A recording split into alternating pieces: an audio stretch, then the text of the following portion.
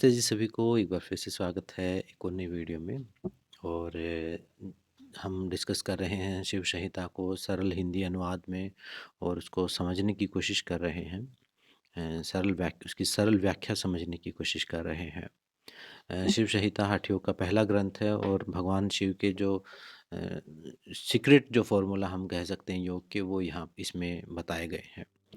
तो अभी जैसा हम जान रहे हैं, कल हमने जाना था मूलाधार चक्र और कुंडलिनी शक्ति के बारे में कि एक विद्युत रूपी शक्ति है, जो विद्युत की तरह है, 3.5 लपेटे दिए आपके मूलाधार चक्र के कुंड में सोई हुई है।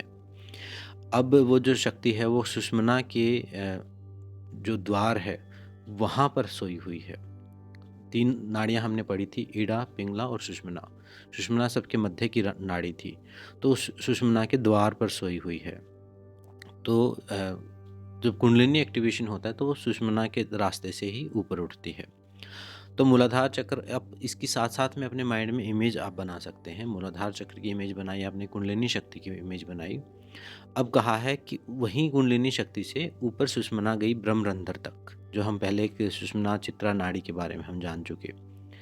अब उसके बाद कहा है जो इड़ा नाड़ी है, जो चंद्रमा की प्रतीक है, जो चंद्रमा की ऊर्जा को हमारे शरीर में लेके आती है, वो इड़ा नाड़ी जो है आपके शरीर के बाएं हिस्से में सुषुम्ना के साथ-साथ होते हुए, बीच में से स्पाइन के बीच में से सुषुम्ना गई, उसके सहारे-सहारे उसके साथ-साथ होते हुए मूलाधार चक्र से आपके नासापुट तक, लेफ्ट नोस्ट्रल तक वो इड़ा नाड़ी पहुंचती है, जो कि ठंडी नाड़ी है, चंद्रमा की प्रतीक है और जो अ, आपके शरीर को पोषण प्रदान करती है, एक ऊर्जा प्रदान करती है, जो ऊर्जा देती है। जो चंद्रमा से हमने पढ़ा था, ऊर्जा मूलाधार तक आती है तो उस इड़ा नाड़ी के थ्रू आती है।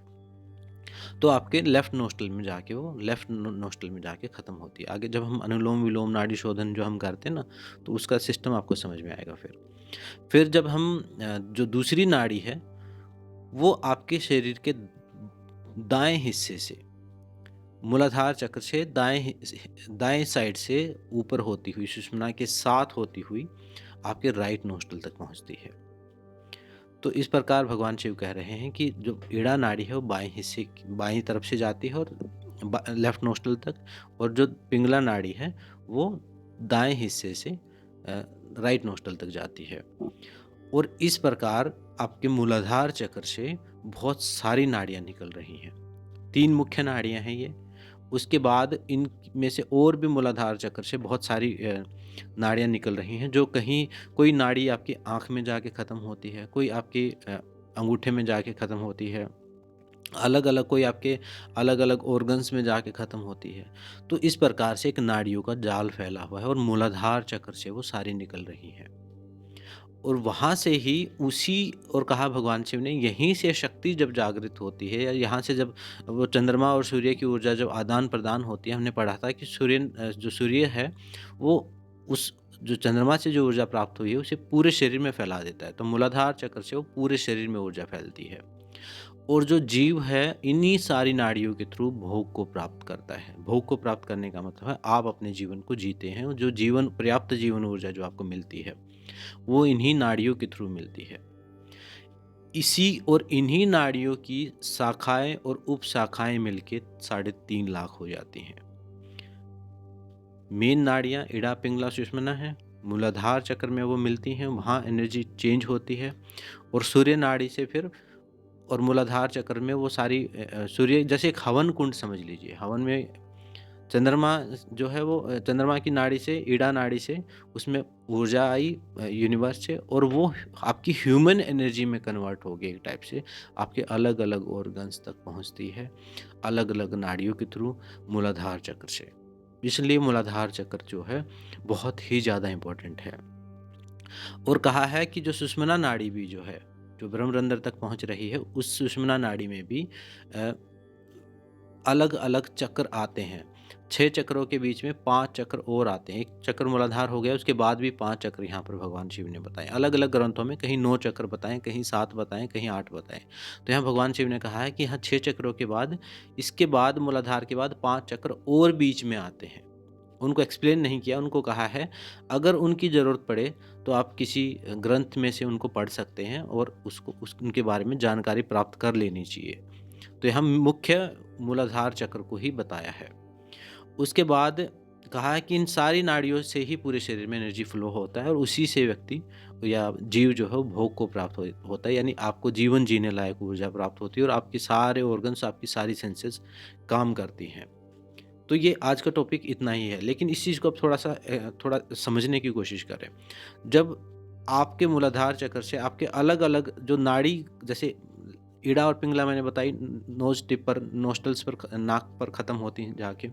ऐसे ही अलग-अलग, कोई आपकी आँखों में ख़त्म होती है, कोई आपके हृदय तक ख़त्म होती है, कोई आपके लीवर तक ख़त्म होती है, कोई आपके पैनक्रियाज़ में जाके ख़त्म होती है। जब ये नाड़ियाँ ऐसे जा रही हैं आपके अलग-अलग ऑर्गन्स तक, तो इसको आप इस प्रकार समझें जैसे आपके घर की वायरिंग जो है वो मेन लाइन से होके, मेन लाइन हो गई आपकी मूलाधार चक्र, अब वहाँ से आपके पूरे शरीर में फैल रही है, पूरे घर में फैल रही हैं। कोई मेन लाइन, एक नाड़ी यानी एक वायर पहुँच रही है आपके फ़ैन तक, एक जा रही है आपके ट्यूबलाइट तक, एक जा रही है आपके एसी तक। तो ऐसे ऑर्गन्स तक जा रही हैं ऐसे ही हमारे शरीर में। अब जिस नाड़ी में ब्लॉक आ जाएगा, मान लीजिए आपका जिससे ट्यूबलाइट जलती है, बल्ब जलता है, वो नाड़ी आपकी ब्लॉक हो गई। अब वो जब नाड़ी ब्लॉक हो गई तो क्या होगा? लाइट जलनी बंद हो जाएगी, फ़ैन चलना बंद हो जाएगा, जिस नाड़ी में भी ब्लॉक आया है। तो उस नाड़ी को खोलने के लिए जो यौगिक व्यायाम किए जाते हैं, जो सूक्ष्म व्यायाम किए जाते हैं, वो इसलिए किए जाते हैं ताकि वो एनर्जी चैनल्स खुलें। अगर और जब आपका जो लाइफ़स्टाइल है, आप फिज़िकल वर्क करना बंद कर देते हैं, एक अकड़न-जकड़न भरा आपका पूरा जो दिनचर्या ऐसी पूरा दिन कुर्सी पे बैठना है आपको, तो आपकी नाड़ियाँ ब्लॉक होनी शुरू हो जाती हैं।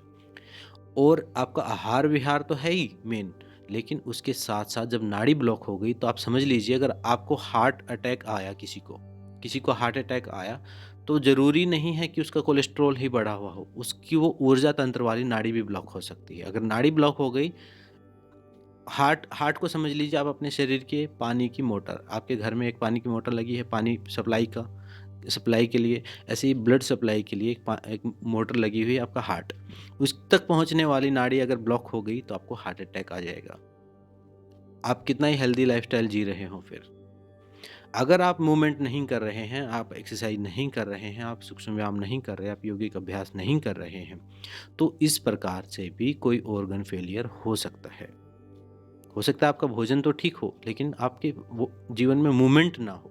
तो मूवमेंट रखना, शरीर को हिलाना-डुलाना, सारे जॉइंट्स को एक्टिवेट रखना भी ज़रूरी है, जिनसे नाड़ियाँ खुली रहती हैं। इसलिए सबसे पहले योग में सूक्ष्म व्यायाम कराए जाते हैं, ताकि वो नाड़ी तंत्र खुले। वो जो 3.5 लाख नाड़ियाँ हैं, वो अपने प्रॉपर फंक्शन करना शुरू कर दें। और इन्हीं नाड़ियों को खोलने के लिए एक्यूप्रेशर में पॉइंट प्रेस किए जाते हैं। वहाँ पर थोड़ा और ज़्यादा एक्सप्लेन कर दिया है, क्योंकि यहाँ तो भगवान शिव का मुख्य उद्देश्य है आपको मुक्ति देना और आपके मेन केंद्रों के ऊपर काम करना। लेकिन जब एक्यूप्रेशर, एक्यूपंक्चर और जो अल्टरनेटिव थेरेपीज़ में हम काम करते हैं या सुजोग थेरेपी, तो इन्हीं नाड़ी तंत्र में अलग एक नाड़ी है, उस नाड़ी में भी बहुत सारे पॉइंट हैं। उन पॉइंट्स को प्रेस करके उसमें जो ब्लॉकेज है एनर्जी की, उसको रिलीज़ किया जाता है वो एक्यूप्रेशर में, या सुइयाँ लगा के या वहाँ पर हीट दे के, अलग-अलग विधियों में अलग-अलग तरीके से उन नाड़ियों को खोला जाता है। अब आजकल इलेक्ट्रिक करंट के द्वारा जो हल्का टेंस थेरेपी है, उसके द्वारा भी उन नाड़ियों को खोलने का काम किया जाता है। विभिन्न तरीके से खोला जाता है। और नाड़ी शोधन प्राणायाम में हम क्या करते हैं, नाड़ी शोधन, जो नाड़ियों को शुद्ध कर दे, वो प्राणायाम हम करते हैं।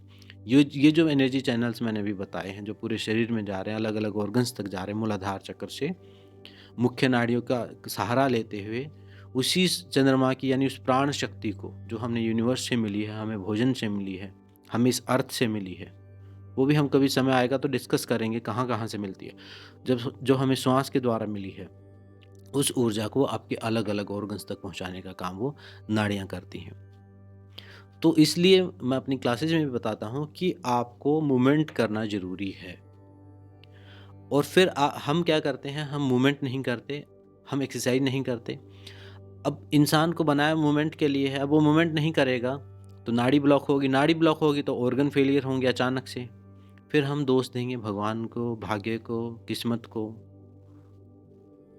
क्यों? वो तो बहुत अच्छा इंसान था। अच्छा हो, बुरा हो, आपके घर की वायरिंग में अगर कहीं कट लगा, तो वो ऑर्गन फेलियर हो, यानी वो इंस्ट्रूमेंट चलना बंद हो जाएगा। अब आप अच्छे हैं, बुरे हैं, ये बिजली का सिद्धांत समझ लीजिए अभी। ये जो प्राण ऊर्जा का सिद्धांत है, मैं अपने एक्सपीरियंस से बता रहा हूँ, ये इतना प्रैक्टिकल है। आप अच्छे हैं, बुरे हैं, उससे फ़र्क नहीं पड़ता।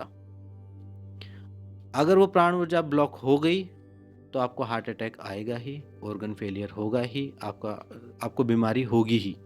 आप वैसे कितने भी बड़े सिद्ध हों, अगर वो नाड़ी ये शरीर जो है, हठ योग सबसे अच्छा क्यों है? क्योंकि हठ योग जो है एक मशीन की तरह देखता है शरीर को, साधन की तरह देखता है।